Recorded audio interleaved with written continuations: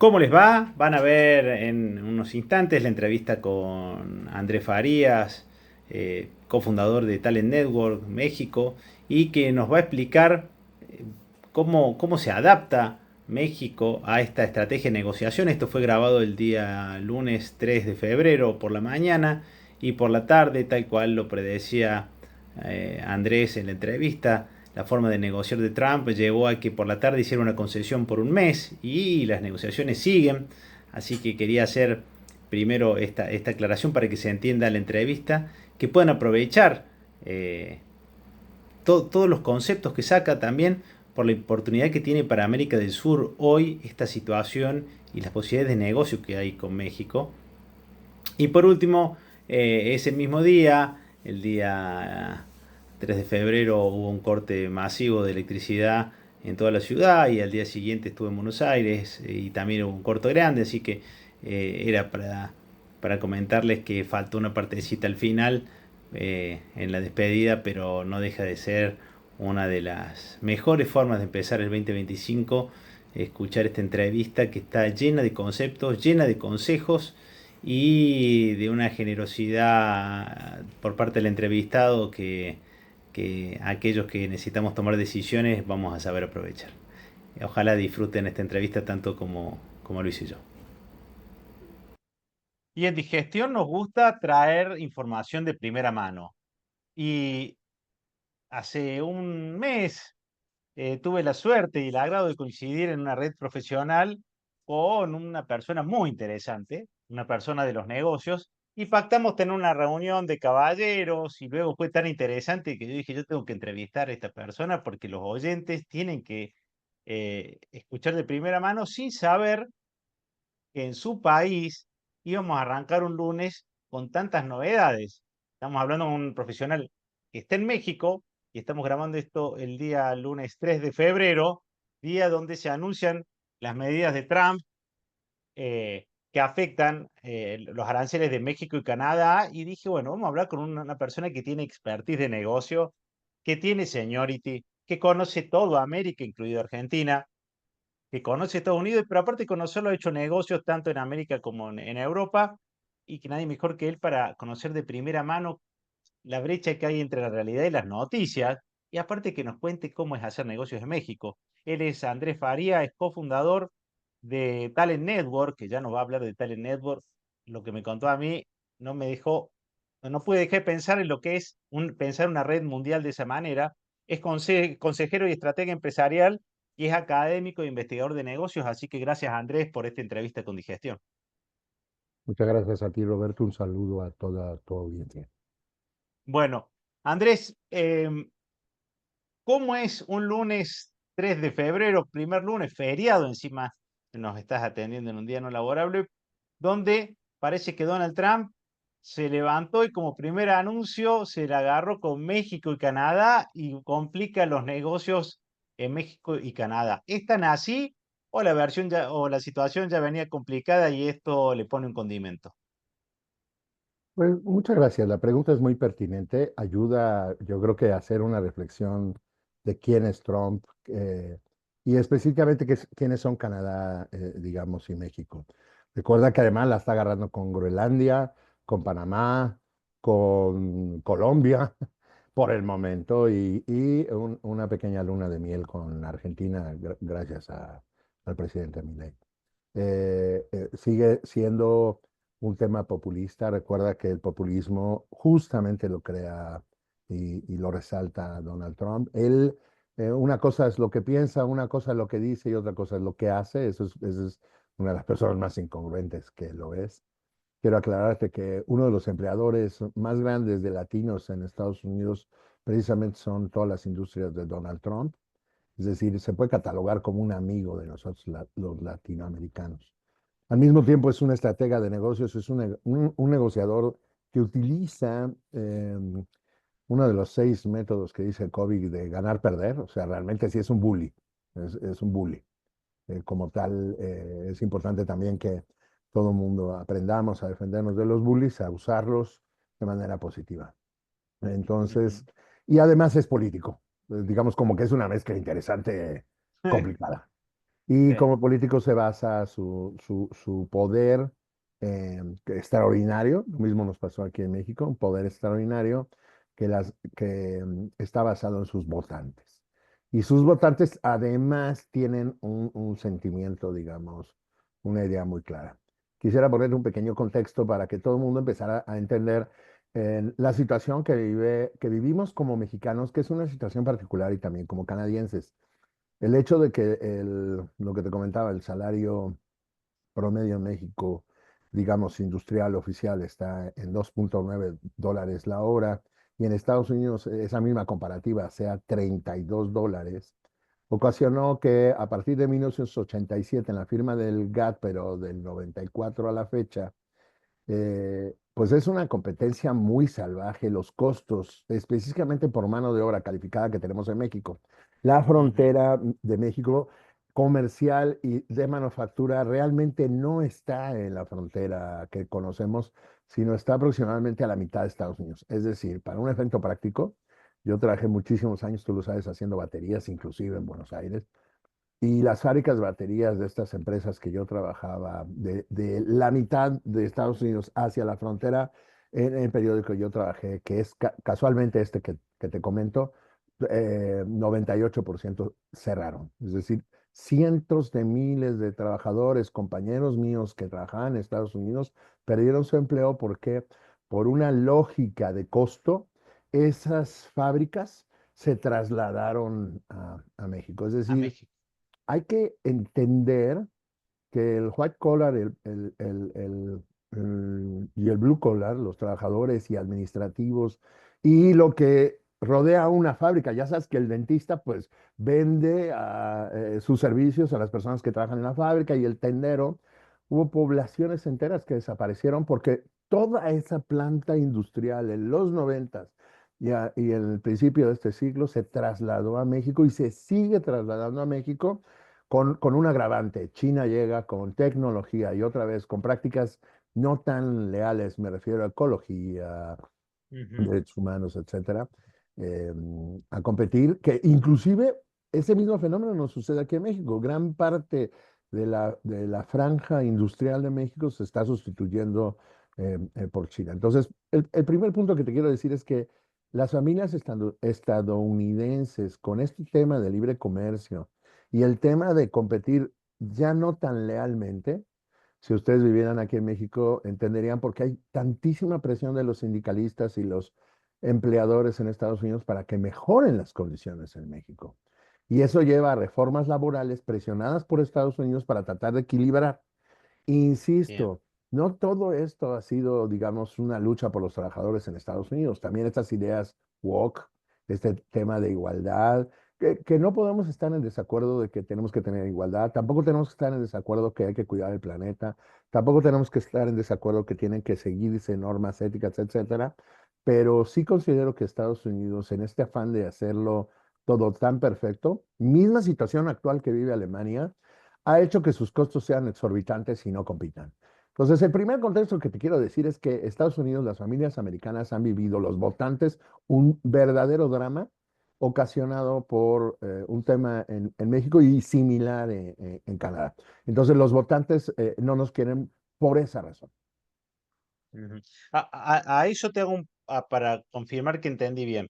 Viene ese movimiento donde la mayoría de industria se muda a México, me imagino que todo al norte de México por cuestiones logísticas para que no te quede, porque después ese producto vuelve a Estados Unidos, esa fabricación es consumida en Estados Unidos. Así que por cuestiones logísticas te vas al norte de México y cuando entraba con costo adicional o por ser un mercado libre, entraba sin costo y tenías libertad de aduana y podrías ir sin ningún costo y ahí es donde pone este arancel que trabaría. Y entonces ahí la pregunta que viene es, ¿la idea final es que toda esta industria vuelva para allá, a Estados Unidos, que mejore salarial los costos y que se incremente salarialmente México? ¿Cuál crees que sería la finalidad que busca Trump? Hay que analizar el primer periodo de Trump, pero tienes toda la razón. Este Tratado de Libre Comercio, que los arquitectos de este Tratado de Libre Comercio lo que diseñaron fue, nosotros Estados Unidos tenemos la tecnología y el capital, Canadá tiene los recursos materiales, es un país inmenso, tan grande como Estados Unidos, tiene 12 millones de kilómetros cuadrados. México es un poquito más chiquito, 800.000 kilómetros cuadrados más chico que Argentina. Argentina tiene 2.6, México tiene 1.9, números redondos. Entonces, Canadá se parece más a Argentina. Ellos tienen cerca de 40, 50 millones de habitantes, pero tienen 12 millones de Tiene mucho kilómetros terreno. cuadrados, de millones. Es demasiado. Tiene muchos recursos materiales, que esa es la idea de Groenlandia. Pero caeremos a este, digamos, te digo la conclusión. En realidad, varios de los analistas que estamos haciendo geopolítica de negocios, lo que estamos viendo es que el planeta cambió.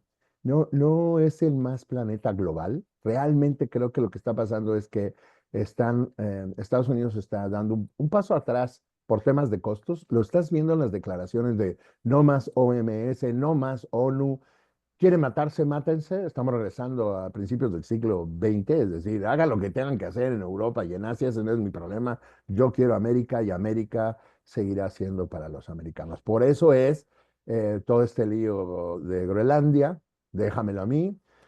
Por eso es este lío que ese sí está grave, o sea, está proponiendo absorber Canadá. Ese sí es complicado para la clase política. Otra vez, estamos hablando de un tema que incluye temas políticos. Pero efectivamente, el primer tema es que al firmar este tratado, que la arquitectura parecía con lógica, pues se les va de las manos porque México, además de esta mano de obra, digamos, muy barata, tiene un tercer componente que es el que se hacen reglas de integración y eso es una oportunidad para nosotros como latinoamericanos, en las cuales el objetivo es todo lo que manufactures en México, así como lo dice Roberto, en México. No que traigas, por ejemplo, una camiseta, una remera de China. Yo conozco algunos, digamos, fabricantes que tienen sus bodegas repletas y las fábricas paradas. Porque otra vez, si una remera aquí en México fabricarla te cuesta 7, $8, pero traerla de China te cuesta $1, pues hay latinos brillantes, porque si en eso nos destacamos los latinos, es en ideas brillantes, pues traen el producto de China, le ponen la etiqueta y lo integran como producto manufacturado en México. Entonces viene un segundo trasfondo, que es el mismo discurso con Panamá y con México, de que se cuestiona si realmente ese producto está hecho en México. Eso, ¿qué representa? Yo tengo muy buenos amigos torreros, maquinadores con máquinas CNC, por ejemplo, en Buenos Aires. Yo llegué a comprar con Claudio Tomé, gente que ahí en Belén de Escobar, toda esa parte de Sí, Pilar, sí, sí. etcétera, que tienen talleres tan buenos tecnológicamente que costea inclusive traerlos a México y exportarlos a Estados Unidos. Es decir, hay una gran oportunidad ahora. Estas crisis siempre para los buenos emprendedores presentan oportunidades de que los que verdaderamente quieran integrar producto mexicano van a tener cabidas. Por mucho, el principal exportador, no sé si ustedes lo sepan, en las fábricas de General Motors es el principal exportador de México. O sea, el tema está muy pulverizada, pero la gráfica, si la analizas, el más grande es General Motors. Actualmente traen un problema porque estos aranceles no se están poniendo de manera indiscriminada. Es decir, hoy es Ah, feriado, pero a partir de mañana vendrán muchas reglas. Y todos esos aranceles son en realidad para productos que entran por México y van hacia Estados Unidos con una bien. competencia todavía más desleal, porque si analizas el costo de la mano de obra en China, pues es irrisorio, son centavos Ujú. de dólar. Entonces, aquí quiero hacerte una aclaración. Nosotros tenemos la fortuna de que debido a la conquista, al llegar a las islas Cortés, digamos Colón y Cortés, el puerto más desarrollado que tenemos es Veracruz, que está justo al mismo nivel que la capital. Entonces, gran parte de nuestra exportación ciertamente es la frontera, que eso es lo que Ajá. llega, digamos, a- a- al sur de Estados Unidos, pero gran parte de lo que se manda al norte es a través del puerto de Veracruz. De hecho, las grandes armadoras no están en el norte, están en el centro, porque es la base más poblada. Y ahí, digamos, te quiero hacer un énfasis que esa es la razón por la cual Panamá es muy importante porque ahí le da la vuelta y atiendes a toda la costa este, inclusive a Japón. Que eso es lo Bien. que, si analizan, está diciendo Trump. Por eso, volvamos a analizar el primer periodo del gobierno de Trump. El primer periodo del gobierno de Trump, la gente estaba extraordinariamente contenta con él. Él provocó a través de estas manipulaciones de los bancos centrales que los dólares perdón, que los pesos, ustedes, nosotros, si recuerdas, estaban fuertes, eran fuertes. Había mucho orgullo de los gobiernos de ese momento, decir es que los pesos estaban muy fuertes, pero ¿qué pasa cuando tu moneda está muy fuerte? Pues sus precios en dólares se vuelven más caros y entonces tus exportaciones a Estados Unidos se reducen. Al reducir las exportaciones en Estados Unidos, es el fenómeno que tú tienes. Artificialmente la economía crece y todos los americanos estaban muy dispuestos de votarlo a Trump. El problema de estos gobernantes, cualquiera que ésta sea, es que ellos son sus propios enemigos. Entonces, ahí intervino el problema político, las manipulaciones, etcétera. Pero tú vuelves a explicar por qué gana Trump, pues gana con esta promesa de volver a generar un movimiento económico. Entonces, lo primero Claro. que te quiero decir es que hay que analizar este tema desde un punto de vista de los votantes de Trump y que quiere rápidamente reactivar la economía. Ciertamente, lo que va a suceder con estas deportaciones, ciertamente lo que va a suceder con esta guerra arancelaria, si quieres ahorita platicamos un poquito de qué se trata, cómo funciona, va a ser que las importaciones de Estados Unidos se reduzcan, por lo tanto, la gente que sigue siendo consumista va a tener que consumir local. Y ese consumo local va a hacer que artificialmente la economía crezca en Estados Unidos. Ese va a ser un Bien. éxito que lo está logrando. Más allá de lo que están viendo en TikTok, de que el Walmart, la gente, los mexicanos ya no van, etcétera, no pinta. Necesito hacerte como tres preguntas que se desprenden de lo que me decías hasta para poder seguir con la otra parte de la entrevista, pero lo primero es, México está muy cerca de Estados Unidos y China eh, lo mira con cariño a México y lo ha mirado con cariño. ¿En qué lugar queda, sobre todo por la alineación política que tiene México? ¿Cómo maneja esa presión México con respecto a China, que no deja de ser una gran oportunidad siempre para una fábrica, para proveerse y para venderles? Y lo segundo es, ¿de dónde va a sacar gente Estados Unidos para fabricar si, si la gente que estaría dispuesta a hacer ese trabajo ya no está en Estados Unidos? ¿O también es una mentira esa noticia que llega y allá hay mano de obra esperando esas fábricas? Bueno, la primera pregunta, China es una potencia mundial, seguirá siendo una potencia mundial, tiene sus intereses muy vistos. China, en realidad, digamos, el mercado que más quiere y el mercado que más funciona es el mercado que consume Estados Unidos. Estados Unidos tiene varios temas muy atractivos, pero sobre todo que es una sociedad consumista, consume mucho y es un mercado muy grande. Eso ha sido una ventaja para México. Ciertamente México ha tenido grandes beneficios y grandes presiones en ese sentido, porque al ser una economía o una política que la economía y la política son más marcadas, pues las decisiones son económicas. O sea, no tenemos que engañarnos que puede ser una ilusión que ahorita podría tener el argentino, dado la relación tan extraordinaria que tienen con Milei. En realidad, Donald Trump y los americanos no tienen amigos.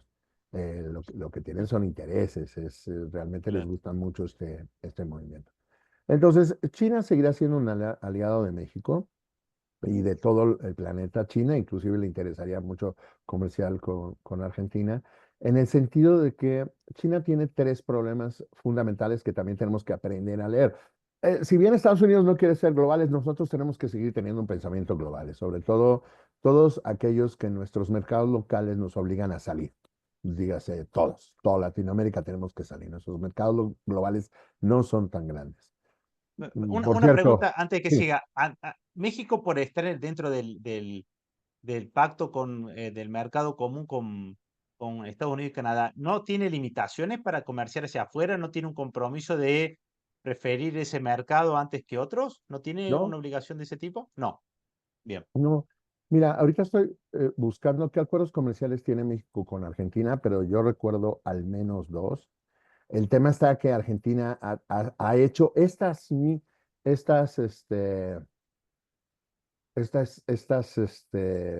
políticas, inclusive Argentina es maestro, ¿eh? O sea, no crean que Trump es el que más aranceles impone. Uno de los países que más aranceles impone es Argentina. Pero te platico, del 2022 al 2024, México-Argentina, te puedes reír, pero podemos comercializar porotos, frijoles para nosotros, sin ninguna restricción. Cero, cero, cero arancel. Eso permitiría que un productor de porotos, al puentear por México, tendría cero arancel a México, digo a Estados Unidos. Cero arancel. Lo único que necesita es ingresarlo al país e integrarlo de alguna manera. Bien, México, por otro lado, es el país del mundo que más convenios comerciales tiene con el mundo. Pero además, otra vez, no es un acierto político de los gobernantes mexicanos. Si estás pegado a Estados Unidos, si tienes la puerta abierta, pues tiene una lógica de que si yo fuera un empresario argentino, entendiendo que gran parte de tu audiencia es sudamericana, pero también uruguayo y sí, también chileno y también sí, sí, sí. brasilero, etcétera, pues yo buscaría poner un pie en México, porque al poner un pie en México, integrarte en México, tienes abierto el sur de los Estados Unidos de Bien. manera inmediata y el norte. Lo que sigue, vamos a hablar de eso directamente. Lo único, es tan rica tu primera parte que me queda que preguntarte de dónde va a sacar recursos humanos Estados Unidos para estas fábricas que quieren que se instalen en Estados Unidos y está devolviendo a los latinos y a la gente que supuestamente el americano no quiere hacer ese trabajo que hace el latino. Si pone fábricas, ¿va a conseguir mano de obra o va a haber una demanda de mano de obra de vuelta? ¿Cómo resuelve eso? Demanda, va a haber una demanda de mano de obra latina. Esta noticia es buena, es muy buena. ¿Qué pasa? Digamos, no es una invitación a regocijarnos de que las familias actuales están partidas, etcétera. ¿Qué va a pasar? Gran, otra vez, tenemos que entender el contexto del programa Bracero. No sé si conoces el programa Bracero. El programa Bracero surge en los 50 con una crisis de obvias proporciones debido a la baja de la mano de obra americana del campo, que literalmente fueron los que fueron a pelear pues las dos guerras mundiales. Claro. Eh, entonces existió un convenio de emergencia entre presidentes para conseguir brazos. Ah, Por mira, eso se bracero llama de brazo. el programa Bracero. De tal Ah, manera que prácticamente solo porque tuvieras brazos, pues tenías un trabajo, digamos, asegurador. Estas primeras familias con papeles, con visa y con permisos de trabajo, ese origen que toda la vida, digamos, tú puedes encontrar gauchos argentinos, uruguayos, paraguayos y argentinos. Puedes encontrar en la Mongolia jinetes y chinos, para nosotros chinos, que no son chinos, pero por todos lados. sí, Lo mismo sucede con esta gran frontera, digamos, de México. De hecho, hay estados completos de la Unión Americana que tenemos que tener conciencia que en realidad eran México. Que no ese México que conocemos actualmente, sino la Nueva España. Entonces, en bien, ese sentido, siempre ha habido cierta migración, pero en los 50 se disparó. O sea, de los 30 millones de mexicanos que hoy viven en Estados Unidos. Y estoy hablando solamente de esa diáspora, porque hay diásporas más agresivas como la gente de El Salvador, ¿no? El Salvador sí, sí, realmente un 30% de tu población, de los 6 millones, de los 9 millones, 3 viven allá. Hay muchas diásporas, digamos, que bien, se originaron, pero esa primera de México originó que los demás empezaran a jalarse. Y ese jalarse, tenemos que ser bien ciertos que no necesariamente es nuestra mejor gente. Ciertamente una gran cantidad de personas perseguidas por la ley estar allá, por obvias razones. Digamos, si te persigue la ley acá y tienes familiares allá y allá ganas dinero, inclusive pudieras hurtar y seguir tu negocio ilícito, pues me sigo allá. No bien, quiero que hablemos específicamente de ese tema. Primero me gustaría explicar estas preguntas tan interesantes que me estás haciendo porque esa es la sí, oportunidad. Pero hay toda una rama del narcotráfico donde sí, realmente el negocio interesante no es ni aquí ni en Colombia. El negocio interesante del narcotráfico es dentro de los Estados Unidos, que es donde está el consumo. Si ves la propuesta de valor de todo, de la droga, la ganancia chiquitita se queda en Latinoamérica, la ganancia grande está allá. Pero los americanos son muy especiales y ese tema no lo No lo hablan porque toca. están generando dinero allá. Entonces dejemos eso a un lado por el momento. Yo Bien, lo que te digo es bien, que la mano de obra, los chicos que están estudiando carreras ingenieriles, que están haciendo valor, que están poniendo negocios, etcétera, en Estados Unidos, no van a tener ningún problema. Es más, bien. se valora, se aprecia todo el talento latinoamericano que quiere ir a estudiar, que quiere ir a trabajar, que quiere invertir. Todos los mecanismos, salvo el caso de Colombia que conocimos el domingo antepasado, no hay antepasado, pero ese fue un tema de agresión de negociación. Se va a arreglar, espero, pero si tú quieres estudiar en Estados Unidos, es válido. ¿Qué tan fácil, qué tan difícil va a ser? Eso no lo sé. Yo creo que Bien. debido al bully, este año va a ser muy difícil, pero definitivamente hay una área de oportunidad para que el que quiera poner su negocio de herramientales, de mantenimiento, cuadrillas de trabajo, el que quiere ir a trabajar como un empleado de una de estas fábricas, lo va a lograr sin ninguna duda. Ujú. Bueno, ahora viene la parte que sin duda es tu expertise, que es generar redes de trabajo y en este desarrollo que hiciste planteabas de que hay una gran oportunidad para los que estamos al sur de América de llegar al norte a través de estas oportunidades que da México por este cambio y cómo lo afecta y no deja de ser una barrera menos el saber que hablamos el mismo idioma, ¿no? Entonces, saber que uno llega a Norteamérica a través de idiosincrasias parecidas ayuda mucho. Pero desde todo el desconocimiento y solo por haber tratado con gente que ha ido a hacer negocios, entrar a México no es fácil. ¿Por qué? Porque cualquier esfuerzo por mucho da mucho. Y México es muy grande. Entonces uno siempre se pierde en México porque no dimensiona el esfuerzo que demanda.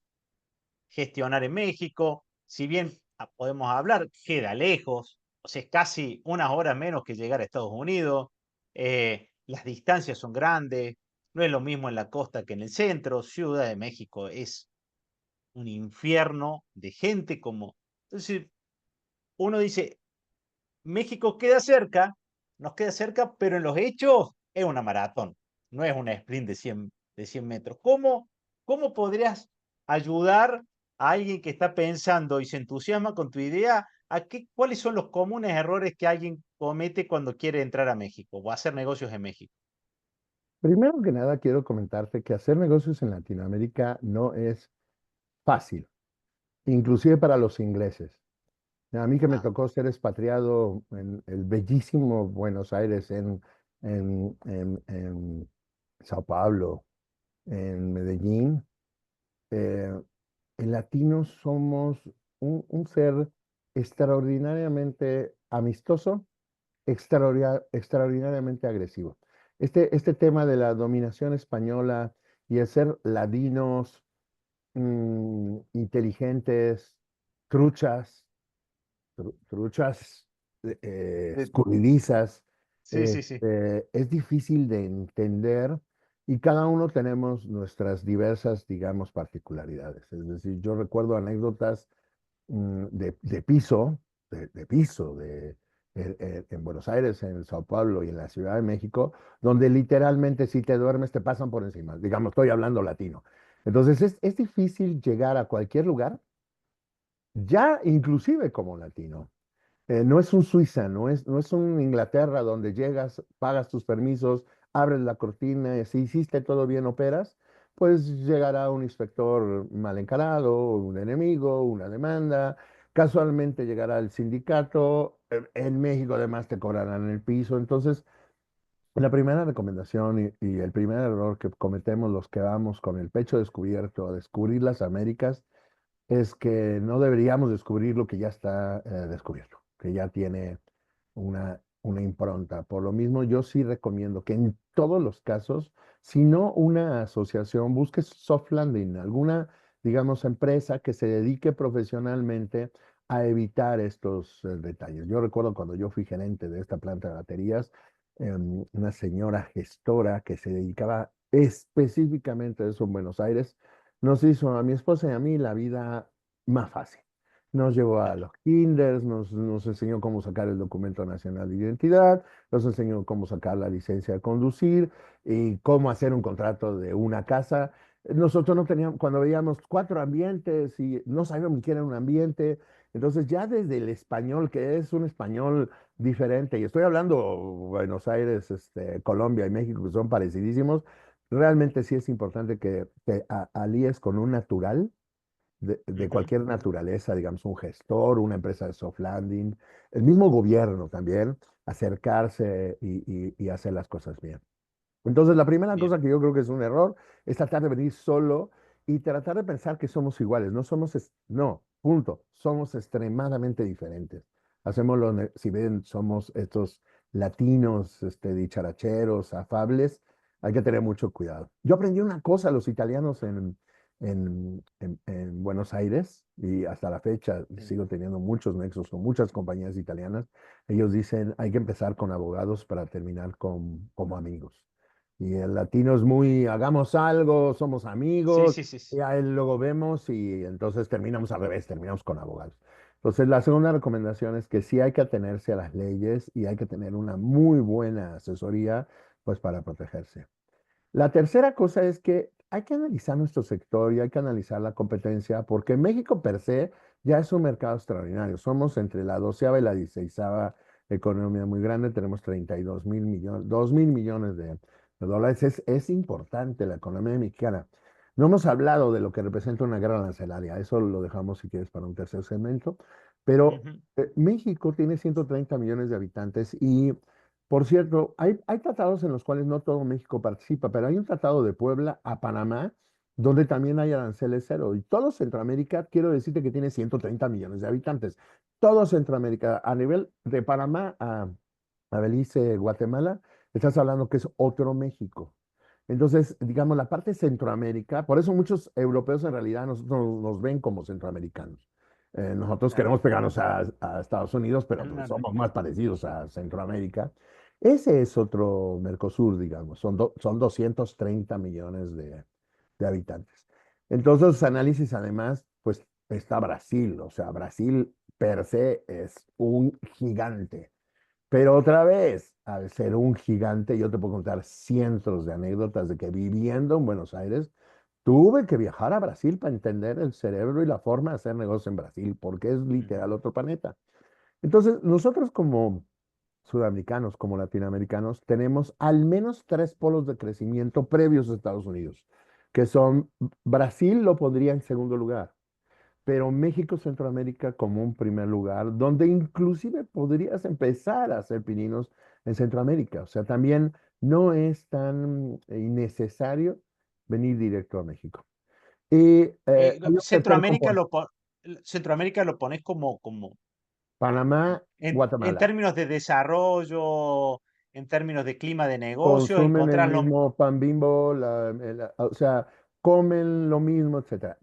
Centroamérica tiene un problema logístico que al ser, eso siempre ha sido para mí un gran caso de estudio. Al ser un país tan muy montañoso, digamos, te queda claro cómo los Andes van corriendo y lo que es Colombia, a partir de Colombia, los que conocen Colombia es transportarse por carretera es terrible. Bueno, toda esa parte es montañosa. Y eso ha provocado aislamiento. O sea, es increíble que en un espacio tan pequeño, con una población tan similar, pues tengan tantos países. Entonces, ahí sí las guerras comerciales y los problemas arancelarios entre esos países son un lío, pero no con México. Entonces, el Ah, comercio marítimo es muy importante. Obviamente, la recomendación es hacerlo lo más pegado a Panamá, que realmente sigue siendo un tema muy comercial y México sí. tiene pues muchos nexos Y esta con Panamá. recomendación la das para productos y también para el que venda servicios. Por un También tema, son consumidores. por un tema especial, es muchísimo más fácil, digamos, entender un primer país y de ahí hacer base a un país más grande, porque te vuelvo a recordar, y creo que tú lo tienes bien claro, el mismo México son 3 países. Un país que es el norte, que está liderado por Monterrey, por Nuevo León, que es muy americano, etcétera. Otro país que es el centro, todos los que vivimos en el centro vivimos en una megalópolis que está liderada por este monstruo que es la Ciudad de México. que Mm. siempre yo recomiendo, guarda con ir a la Ciudad de México. O sea, la Ciudad de México es equiparable a un Nueva York. Y por cierto, creo que es la única ciudad que tenemos, digamos, en México. Lo demás son pueblos gigantescos, o sea, pueblos de 10 millones de habitantes, pero sigue siendo una estructura muy familiar, negocios muy familiares. Y después están las costas y la parte, digamos, de Centroamérica. Pero en todos sus análisis también tienes que tener en claro que nosotros sí tenemos un problema grave de seguridad. Ahí sí tenemos un problema grave, que era lo que te decía, México tiene problemas mucho más graves que los aranceles internamente en este momento. El hecho que haya cedido el control al crimen organizado el gobierno los últimos 6 años y que esa, esa política espero que termine con este tema de Trump, sí ha sido bastante complicado para hacer negocios en México. El derecho de piso de alguna manera siempre se ha pagado, pero ahora el problema está en que hay demasiados grupos que cobran derecho de piso. Es decir, Eso es más al sur, ¿cierto? ¿O en todo México? no es en todo México, porque te recuerdo que además es desde Estados Unidos a la fecha. O sea, si Estados Unidos se descuida, van a empezar a hacer eso mismo también allá, que por cierto, es lo mismo que hacía Al Capone, ¿no? No, y es lo mismo que hacían las mafias sicilianas Claro. que llegaron a Argentina e inventaron el tango. O sea, no estoy diciendo que es un problema de hay que arreglar la humanidad. El problema es que antes estaba en México organizado, estaba, digamos, todo una estructura y desde Calderón a la fecha, es decir, tenemos más de 4 sexenios, eh, ha sido todo un desorden. Y entonces no hay una posibilidad de que tengas un solo impuesto, tienes diversos impuestos y entonces eso hace que tus costos se eleven, quitando el tema Bien. de seguridad. Pero me regreso al primer punto. Si yo Sí. tuviera una familia que quiero explorar Estados Unidos, mandaría a alguien a estudiar un programa, acercarse a una universidad, acercarse a una universidad en México con programas de internacionalización, por ejemplo, que permita tener la cultura mexicana, pero además la cultura americana y los nexos allá en Ujú. Estados Unidos. Una gran Bien. base de los votos que obtuvo Trump fueron sociedades americanas pero de mexicanos. O sea, la sociedad más grande que la apoyó en Nueva York, una de las más grandes es precisamente de poblanos. La Asociación de Poblanos y Mexicanos en Nueva York, que es grandísima, muchos salvadoreños también de allá, son amigos y aliados. El mismo Rubio, el señor secretario del gobierno, que ahora va a visitarlos, digamos, allá, casualmente Sí. es la primera vez que sale esta posición y no viaja a México. Esa es una señal muy interesante, pero sí está viajando a una Argentina, a un Chile, Sí. a un Eh, Brasil. Es por eso, porque están queriendo reclutar y relocalizar todo eso que estaban haciendo en Asia, van a querer hacerlo aquí en Latinoamérica. Estamos hablando con Andrés Faría, cofundador de Talent Network y consejero y estratega empresarial, académico, investigador de negocio, un lector de la geopolítica que nos está explicando cuál es la realidad de, de- de México, Estados Unidos, Canadá y cómo afecta a Argentina y al Mercosur. Pero pues, lo presenté como cofundador de Talent Network y los invito a que entren a ver qué es Talent Network.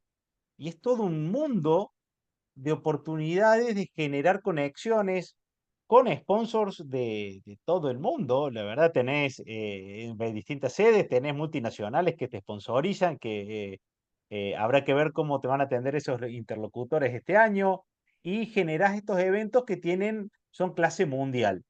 eh, pero que también tenés el pulso, tenés el clima de para dónde van las inquietudes, estás viendo de primera mano cuánto de la inteligencia artificial se aplica o no, el problema de las nuevas generaciones o la solución que traen las nuevas generaciones, el management para dónde va. ¿Quieres contar brevemente qué es Talent Network y por dónde olfateas que vienen los desafíos que vienen en términos de gestión empresarial? Mm. Mira, esta es una aventura, la verdad, es un proyecto de mucha pasión. Desde hace muchos años, bueno, digamos, mi formación está relacionada con prácticamente todos los que estamos escuchando, que tiene que ver con la educación. O sea, el diseño mundial que no te permitía avanzar si no fueras miembro de la realeza, miembro del ejército o del clero, pues abrió un camino en el cual realmente todos los que somos demócratas y que somos socialistas, desde el punto de vista positivo, donde creemos que la sociedad tiene que defenderse a sí misma, tienen como pilar número uno la educación. Yo tuve la Ujú. fortuna de estudiar en escuelas de gobierno, pero después tuve fortuna de estar becado para estudiar mi licenciatura y mis posgrados en escuelas de primer nivel en México, en el extranjero. Tuve oportunidad de hacer un posgrado en la UADE, por cierto. Siempre Ah, me mira, aprecié de donde viví, darme la oportunidad también de estudiar. Conozco muy buenos académicos y estudiosos, sobre todo el modelo emprendedor. Pero me regreso, el tema de la democratización basada en la educación, yo creo que la educación es el fenómeno que te permite la democratización, digamos, más sana. Eh, el problema también es que la democratización se politiza, etcétera, pero ese ya es, digamos, otra historia.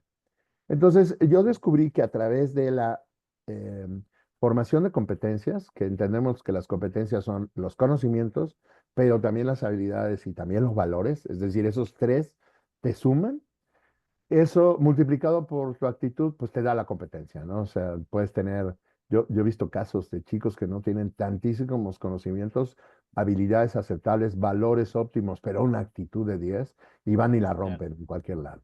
Y he conocido chicos y no tan chicos que son muy sabios, tienen muchas habilidades, son personas rectas, pero una actitud de cero, que también, digamos, no es casualidad que no avancen. Entonces, eh, investigando y tratando de averiguar cómo formar competencias en lo personal, me encontré con la teoría de la felicidad y el concepto de flow de Mihaly Csikszentmihalyi hace muchos años, que me explicaba el fenómeno de los videojuegos. Es decir, cómo puede ser que un muchacho tenga que hacer un ensayo de 500 palabras en una página y no lo logre, pero sí pueda jugar 7 horas seguidas League of Legends o Fortnite. Y entonces descubrí 10 habilidades en las cuales, o 10 características en las cuales una actividad te permite que pierdas la noción del tiempo, que están muy relacionadas con nuestros pasatiempos, nuestros hobbies, y ahora con este concepto de Shimei Ikigai, es decir, ¿qué me gusta? ¿Qué me gusta Claro. hacer? ¿Qué es lo que más me gusta hacer? Y descubrí que a los seres humanos nos gusta competir. Entonces me encontré con mis actuales socios, tuve la fortuna y la suerte, que no fue una casualidad, pero que ellos ya venían haciendo esta suerte de competencias específicamente de competir por competir. Y para mí, que venía desarrollando un modelo de tres hélices entre universidades, industria en general, pero gobierno, pero centrado en el alumno, fue muy fácil pegarle competencias. Y entonces descubrimos un modelo en el cual decíamos, a ver, te puedo dar este premio, que puede ser un empleo, por ejemplo, hablando de el premio, puede ser un empleo, Ujú. pero también puede ser un viaje, etcétera. Entonces, el componente principal es un premio, una zanahoria. Claro. Pero todo va a estar basado en una competencia. Y entonces, a través de competencias, me empecé a dar cuenta que podía ayudar a mis amigos comerciales, específicamente la gente de marketing, a que pudieran generar audiencias para consumir sus productos. Por ejemplo, en su momento, la banca electrónica que decía, oye, los jóvenes no me están consumiendo la banca electrónica, no tienen tarjeta, no están haciendo, digamos, el uso de la banca electrónica. Entonces ya hacíamos competencias de juegos y para nosotros fue muy fácil diseñar un juego en el cual los jóvenes universitarios pudieran entrar a una competencia, ganar un premio en metálico y en especie, esponsoreado por este banco que tuvo un éxito descomunal. Los chicos se divirtieron previo al evento, durante el evento, posterior al evento. Y el gerente de marketing logró aumentar su tasa de uso, que era su indicador, lo que no había logrado hacer Claro. con publicidad, con redes sociales. Y la competencia era usándole la plataforma que él no lograba que usaran. Te paso otro caso para que se entienda muy rápido. El mismo Huawei nos dice, oye, la gente en Latinoamérica y en América, estamos hablando otra vez del tema anterior, no me está usando la nueva plataforma, mi App Gallery, para mi diseño del celular que no tiene Android ni iOS. Y no me están subiendo los juegos. Entonces, como los desarrolladores de juegos Latinoamérica no me están subiendo juegos, la gente que le gustan los juegos no me está usando mi plataforma, usa las plataformas anteriores. Claro. Tenían 3 años intentándolo, no nos recomendaron, entre otros, este banco y muchos más clientes. Venimos y diseñamos una competencia a la vez Latinoamérica para invitar a los desarrolladores con otra vez cosas que a los desarrolladores les interesa, software, equipamiento, etcétera. Pero la intención de participar, más que rifa, es una competencia. Es te reto a que hagas esto, que hagas esto, que hagas esto, ciertas reglas que convenían y que precisamente necesitaban el uso de lo que le interesaba a Bien, los directivos chinos. bien. Y entonces en un solo evento logramos lo que 5 años de Ah, intentos bien de logrado. marketing. Pero otra vez, no es que nosotros seamos mágicos, sino que el realmente competir en lo que te apasiona es lo que te hace mejor. Si tú y nuestra audiencia, digamos, hace memoria, el haber aceptado este trabajo que no sabía cómo hacerlo, pero el instalar la cocina, el dar un curso, eso provocó que investigara, le preguntara a mis amigos y que al final desarrollara mi competencia. Eso provocan Claro. las competencias. Las competencias desarrollan esta habilidad y este gusto por el conocimiento, por la habilidad y por los valores adecuados. Y entonces Y Talent Network es un mundo de es- competencias en los cuales tenemos como objetivo fundamental cambiar al mundo con talento. Y definimos el talento como la suma de los conocimientos, las habilidades y los valores. Pero todo esto nos dimos cuenta a través de toda esta parte de Goleman y VIX, y hemos tenido una fortuna de ser muy bien asesorados, que la sinapsis solo, digamos, se provocan más choques eléctricos en neuronas a través del miedo o a través de la felicidad. Por eso es importante que haya exámenes. El rendir un Ajá, examen, pues es más, yo en Sudamérica lo entendí perfecto. Esta cultura de, mira, estudia cuando quieras, pero de que me vas a tener que rendir un examen, me lo vas a tener que rendir, eso te provoca el que tengas el conocimiento, pero también la diversión.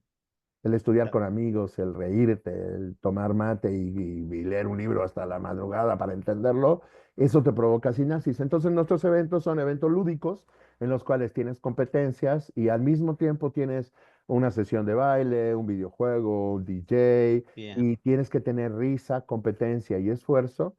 Por eso el modelo de hackathon cabe en nuestros eventos. Nosotros tenemos varios récords Guinness y tenemos un evento aquí en México, en la ciudad de Guadalajara, que les invito, es esta semana de Pascua, en abril, que promueve a través de competencias, son más de 30 competencias formales, en 4 días, pues que la comunidad de cerca de 40,000 jóvenes y 30,000 niños, pues vengan a competir en eventos casi de 24 horas, eh, pero que también tengan oportunidad de conocer conferencias, contenidos. Muchas de esas bien, competencias te obligan a que tengas que asistir a la conferencia porque ahí van a dar un tip que te ayude a mejorar, digamos, bien. tu performance.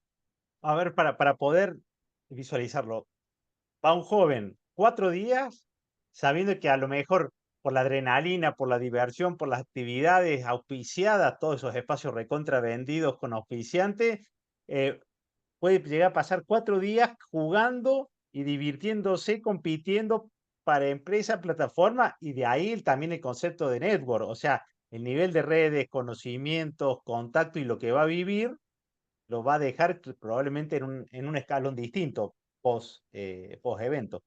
Sí, digamos, el hecho es que nosotros somos organizadores, digamos, del espacio de las competencias, que no de las competencias necesariamente. Hacemos un call for speaker y un call de patrocinadores, de sponsors, que tienen que ver con nuestra temática, pero los invitamos a desarrollar competencias básicamente en 9 tierras temáticas y 4 o 5 escenarios genéricos. Si me lo permites, una de las que tiene más, digamos, impacto es Businessland, donde pues obviamente hay concursos de picheo de ideas, sesiones de Shark Tank, específicamente el Shark Tank, pero otras iniciativas donde inversores, gente que contrata, empleadores, pues están desarrollando talentos. Entonces, digamos, prácticamente todos los concursos locales, regionales, terminan nacionales ahí, varios internacionales en Businessland. Tenemos una área que se llama Futureland. Esta área de Futureland está relacionando con acciones de cambio futuro, pero tiene que ver con computación cuántica, transportes del futuro, robótica, educación, introducción al diseño de cuestiones futuros. Bien, El hecho de ser, digamos, organizadores de eventos nos hace que no seamos la Asociación de Robots. Y entonces tenemos la claro. fortuna, por ejemplo, que el Campeonato Nacional de Robótica y una de las sedes del Campeonato Mundial de Robótica a nivel mundial la hacemos en nuestro evento. Y así Bien, con otras más, por ejemplo, obviamente la tierra de la inteligencia AI Land, Investor Land, Developer Land, Gamer Land, Creative Land, que por cierto nuestro claro. main sponsor en Creative es Adobe. Ahora te platico cómo surgió esa idea y por qué surgen las ideas del Land. Health Land, que habla acerca de la salud, y el Marketing Land. Tomo el caso de Creative Land, cuando hablábamos con nuestros amigos de Adobe, ellos nos decían, oye, es que no estás haciendo competencias de creativos, no estás haciendo competencias que promuevan el uso de mis aplicaciones, pero obviamente al venir Adobe, pues vienen todos los que desarrollan aplicaciones creativas, y ellos fueron los que nos dieron esta idea de, en lugar de hacer un evento grande, de una competencia grande, porque nuestro origen eran hackatones muy grandes, nos decía, ¿por qué no haces pequeños eventos dentro de tu Para evento donde nichos, todos los creativos claro. compitan y todos los de robótica compitan, pero lo que dices bien, oye, si estoy en robótica y necesito un creativo, doy 20 pasos y ahí está la gente compitiendo en creatividad. Claro. O sabes que necesito un robot, me voy a Futureland y entonces ahí hace un networking pues muy interesante. Y eso de trabajar para clúster o para nicho también dio lugar que el que tenga más dinero te diga, Andrés, ¿me podés armar uno solo exclusivo donde yo sea el único partner, el único auspiciante y tenerlo toda la gente con convocatoria, pero para mí, e incluso para competencia interna cuando una empresa que tiene muchos empleados y hacerlos pasar una experiencia Hemos así? hecho los dos, pero la pandemia nos regaló que quebramos esta iniciativa. O sea, como cualquier emprendedor del planeta, sobre todo Claro, latinoamericano, esto llevamos 25 años trabajando, pero específicamente Talentland los últimos 7 años y la pandemia pues nos quebró. La noticia de que las Olimpiadas se cancelaban, pues obviamente fue un misil para todos los que hacíamos eventos. O sea, después de que nos enteramos que las Olimpiadas se cancelaban, pues todos tuvimos forzadamente que cancelar nuestros eventos. Eso planteó una quiebra interesante. Pero como pues yo tengo 60 años y me considero un apasionado de la tecnología, pero el equipo joven que venía ya diciéndonos, vayámonos a hacer eventos virtuales, etcétera. Tú lo ves por mi formación, en realidad yo sí, soy financiero. Gran parte de lo que te platico lo he aprendido por mis socios que son tecnólogos. Si bien yo vengo del área de tecnología, pues yo soy financiero y dedicado al negocio. Yo era de los stoppers que les decía, no, apenas estamos no, entendiendo el mundo de hacer eventos y este monstruo, que verdaderamente es un monstruo muy lindo, pero sigue siendo un monstruo, pues lo tuvimos que hacer forzados porque pues todos tuvimos que movernos a a la pandemia. La comunidad en ese entonces era de 1 millón de personas que tenían cierta actividad, más los 80,000 que venían a nuestro evento presencial una vez por año. Y durante la pandemia hicimos este evento virtual, tuvimos un aforo que hasta hoy llega a ser de 5 millones de personas participando en el evento, compitiendo en el evento de forma virtual, y logramos hacer cerca de 12, 15 eventos ese primer año, con participaciones de 1 millón, etcétera, en este formato que dices dedicado. claro. Y entonces sí hemos tenido la oportunidad de maquilar algunos eventos. Si ves los números que yo manejo, siendo México un país de 40 millones de jóvenes, están todavía muy pobres. Yo siempre he invitado a la gente de que exploremos cómo podemos hacer movimientos en paralelo. Por ejemplo, te comento, no es iniciativa mía, se llama Expociencias, es una iniciativa del MILCET a nivel mundial, hay en Argentina, por cierto. Es otro evento que atiende a jóvenes. Ellos también tienen una red muy interesante. No tienen el carácter comercial que tengo yo, ellos realmente lo hacen de Sí, manera apostólica. Ese es otro problema que veo en Latinoamérica, debido sobre todo al sponsorship del gobierno, que era lo que le pasaba a Expociencias, pues mucha gente no tiene este sentido del negocio y que como sea lo rentable. decimos en nuestras clases, todas las iniciativas tienen que tener flujo positivo. Mm. Porque en el momento que Eh, te quiten la beca, como en el caso de Expociencias en el 2018 con este gobierno, pues le quitaron la beca y eso les dio un tiro de semi-muerte, pero lo han logrado muy bien, han sobrevivido muy bien. Entonces, yo creo que estas redes de redes nos permiten, pues, al alumno, al estudiante, tener acceso a cuestiones prácticas y a resolver su tema de que tengo que comer y estudiar ya. A las universidades exponerse a tener la apertura de que los empleadores les indiquen de qué manera quieren que pues, los alumnos salgan formados para contratarlos más fácilmente. Al gobierno le da el beneficio de que este es un programa muy lindo y obviamente te genera pues puntos a favor que se puedan traducir en votos o no. No me interesa mucho eso, pero sí le permite reunir a el alumno, el padre de familia, y la universidad y el industrial y entender qué infraestructura tienen que provocar. Y claro. a las empresas obviamente les conviene porque las empresas que están alineadas a mis eventos, pues obviamente tienen un público que puede atenderlos. Ujú. Y un Siempre que haya, beneficio adicional, Roberto, y sí, con eso termino. Pero te aclaro que aquella vez que nos conocimos, sí te quiero reconocer que somos bastante, bastante malos, que debería ser este networking de que un emprendedor tú mismo, un amigo, podría acercarse a Talent Network a decir, oye, pues viene aquí un Facebook, viene un General Motors, viene un BMW, un Bosch, pues cómo ahora yo como industrial hago negocio con estas personas. Lo hemos intentado, te lo confieso, lo hemos intentado, alguna vez quisimos hacer ese networking, pero realmente es complicado, por muchas razones. Una de las razones es que al tener tan cerca a Estados Unidos, fíjate que se me olvidó comentarte ese tema, los grandes proyectos de México los decide un director que normalmente está en la sede de Estados Unidos. Es decir, no conviene que tengas un megadirector.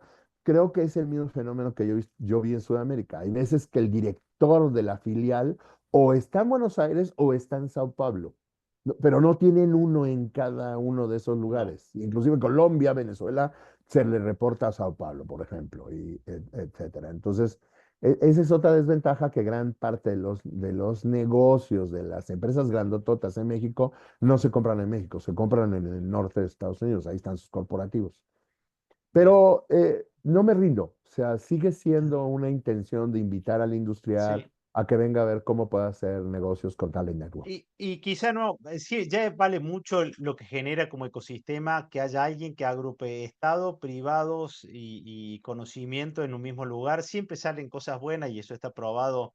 eh, también aliviana las finanzas cuando se licúa el poder del Estado y hay entendimiento entre las partes interesadas. Así que eso ya es loable.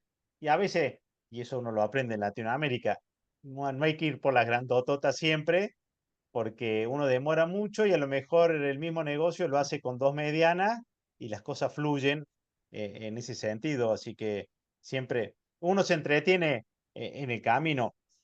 Andrés, si la gente quisiera entrar, googlea Talent Network y ahí ven todos los espacios para ese conocimiento. Hay mucho conocimiento también subido a las redes, en eso debo reconocerte la generosidad de compartir conocimiento que hay en compartir ciertas cápsulas de conocimientos que están en tus redes. eh, eh, y como posibilidad de si uno le tocara estar en esas fechas, en Semana Santa, por ahí es una experiencia a vivir. Pero después, la posibilidad de quedar vinculado a ese mundo post-evento, hay eventos virtuales, hay novedades, hay un micromundo de Talent Network donde uno puede participar. Y quiero comentarte, para no variar, otra respuesta hipercompleja. Yo tengo la fortuna de dar clases, digamos, en universidades AAA, Tec Monterrey, la UDLA, Incuba, VP. Y tienen un problema muy, muy, muy padre, muy lindo, en eso sí estoy muy de acuerdo, otra vez que estamos muy pegados a Estados Unidos y las certificadoras europeas.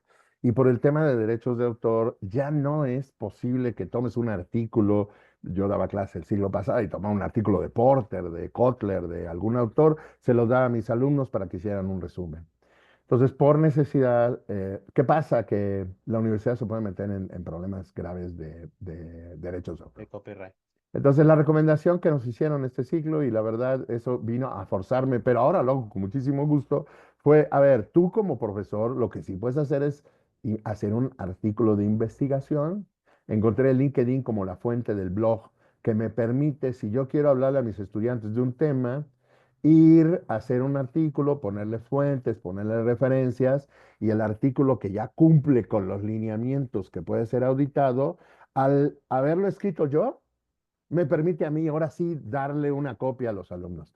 Entonces, lo primero que te quiero platicar es que toda esta calamidad de tormenta de artículos que me ves compartiendo en LinkedIn, en realidad no es un afán de simplemente aventar conocimiento al mundo, sino es este afán de mi rol de dar clases en diplomados, maestrías, doctorados y licenciaturas. Pero al mismo tiempo ya tenía la oportunidad de alguien que me dice, oye, me gustaría que me hables de esto porque eso me permitiría, siempre es más fácil hacerle caso a un tercero, que ese es el rol consultor. Pero lo primero que te quiero decir es que esa es la vocación que tenemos de compartir material que tiene cierta referenciación correcta, sobre todo para uso de los chicos, que ahora con la inteligencia artificial pues están revolucionando todo el tema. Bastante. Sí, sí. Y Esto lo que hizo fue que mi perfil en LinkedIn empezó a cobrar importancia por el tema de ser dueño, cofundador de Talent Network, pero también de investigador. Y entonces iniciativas maravillosas como Fuck Up Nice, como TEDx, asociaciones de empresarios, grupos de inversores, eso no hemos hablado, conozco muchísimos grupos de inversores de latinoamericanos en Estados Unidos, específicamente en Estados Unidos, pero también en Europa, que han hecho fortunas de manera legal y de manera, digamos, correcta, y están buscándolos a ti, a tu audiencia, a nosotros.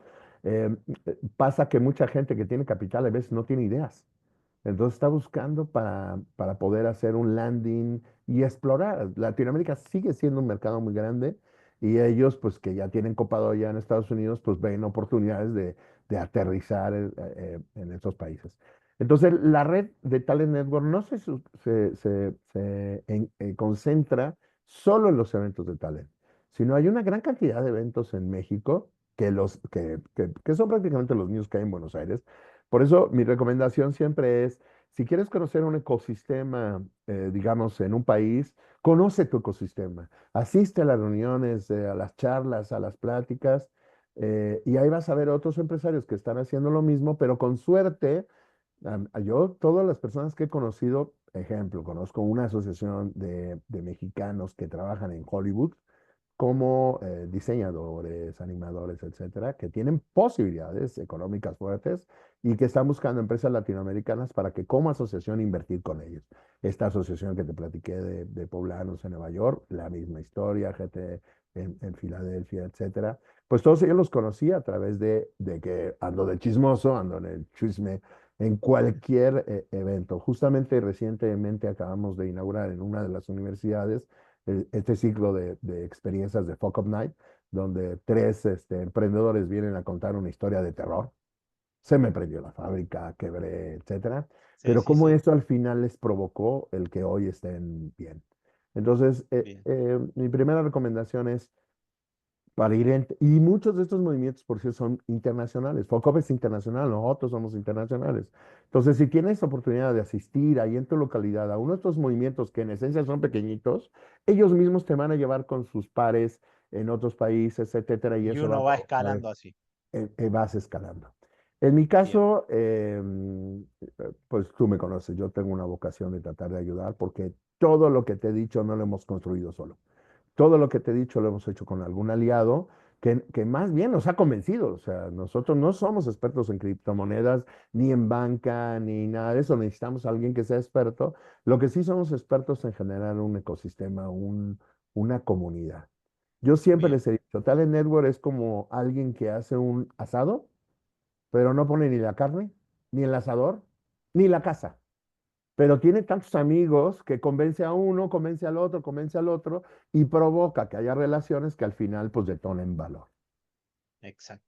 Qué buena imagen, qué buena imagen. Andrés Farías, para si lo quieren buscar en LinkedIn y entrar en contacto, siempre muy generoso y siempre es muy una oportunidad de aprendizaje leer y ahora que lo van a poder escuchar a esta entrevista seguramente en el auto, yendo a algún lado y ir pausando para saborear los contenidos, nos habló desde aquel anuncio de Trump y cómo afectaría a México a todas las oportunidades que se pueden dar desde ahí, el análisis sobre cómo hacer negocios en México y Centroamérica y cómo Talent Network puede ser una plataforma útil como otras